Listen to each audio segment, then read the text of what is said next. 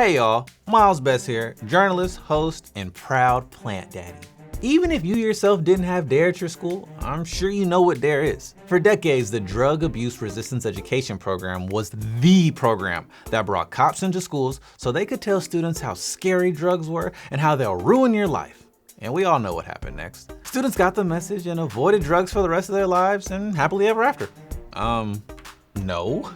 It got dunked on by study after study showing the program did not make students less likely to use drugs. As a result, many schools started cutting ties with D.A.R.E, and I assumed it stopped being a thing years ago. So I was shocked to find out D.A.R.E is back with what they say is a totally new, reimagined program. So now I'm genuinely curious if it's really some new and improved 2.0 version, or if it's just the same thing repackaged to look different and modern.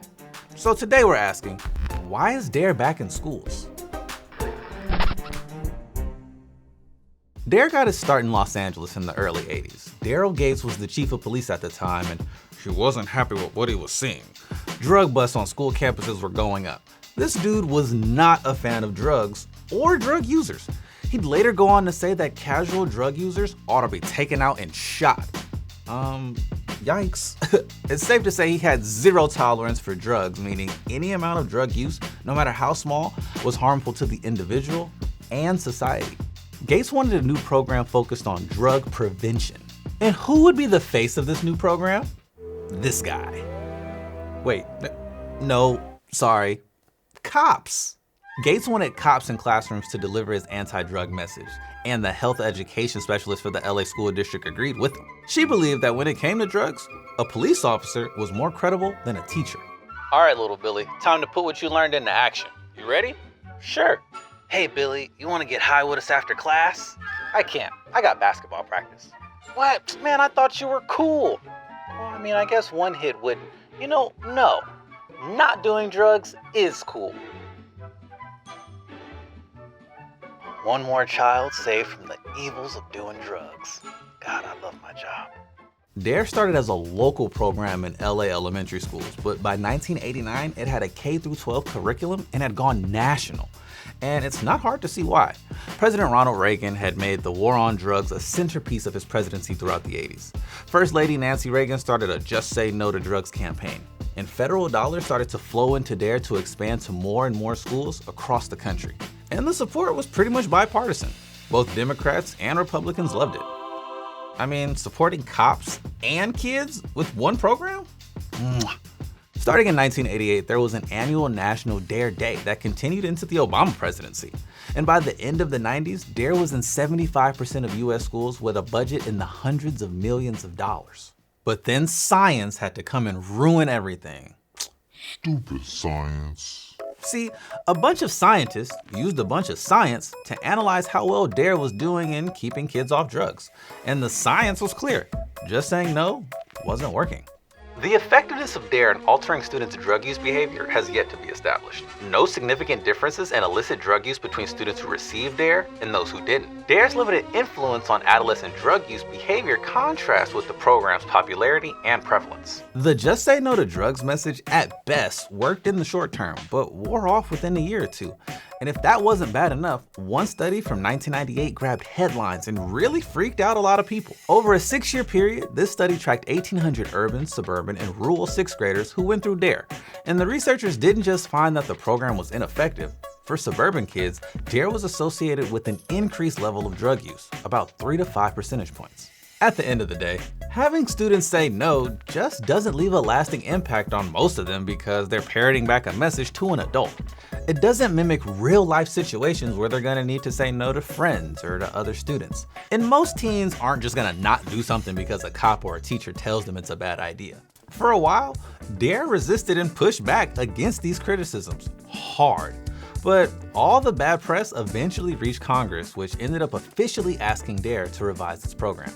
And to their credit, D.A.R.E did. Now, they stumbled around a bit in the early 2000s, trying to figure out different strategies, but by 2008, they landed on one. It goes by the super cool, super hip, not cringy at all name, Keeping It Real. And this is the new D.A.R.E that's being taught to kids in schools.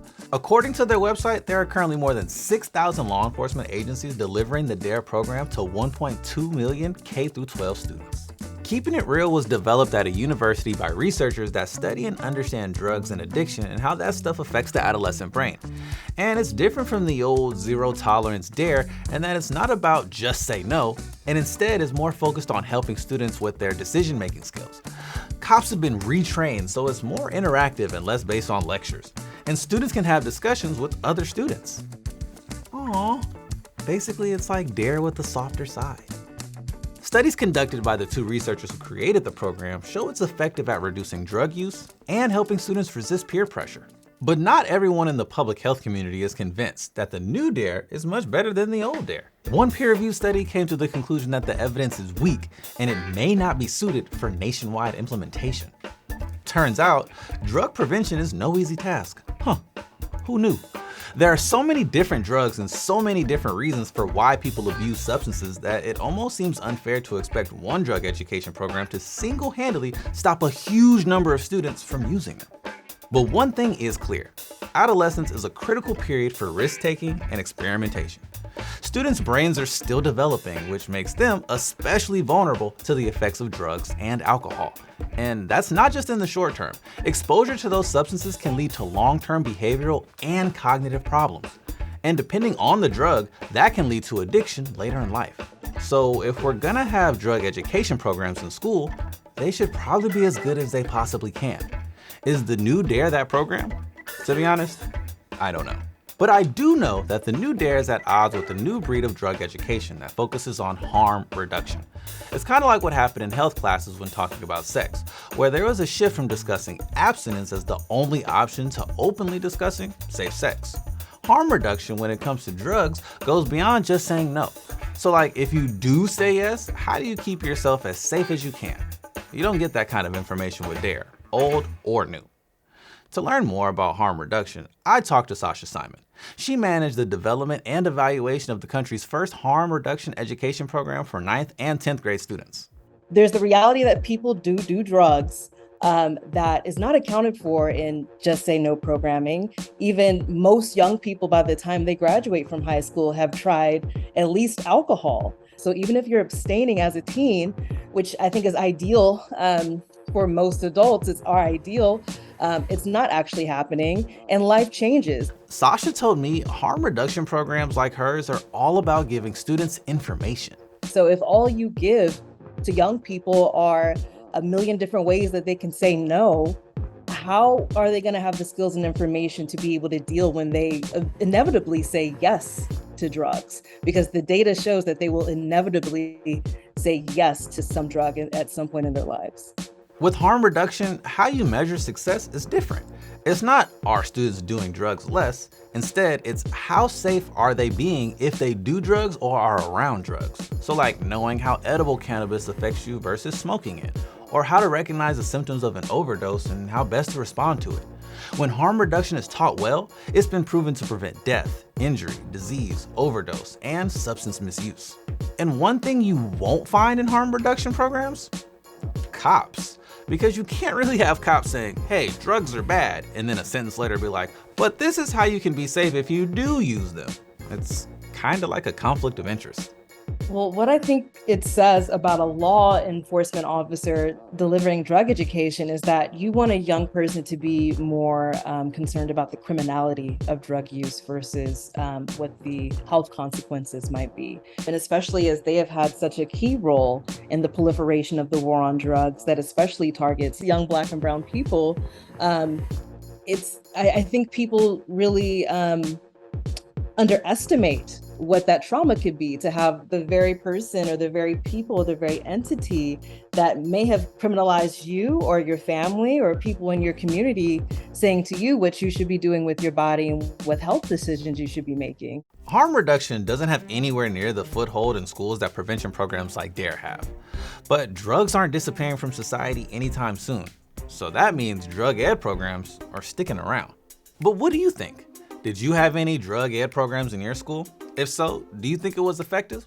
Let us know in the comments below. Oh, and if you liked this episode, check out our episode we did on medical marijuana. It's actually one of our first ones, which is pretty wild to think about. Anyway, I'm your host, Miles Best. Till next time, peace out.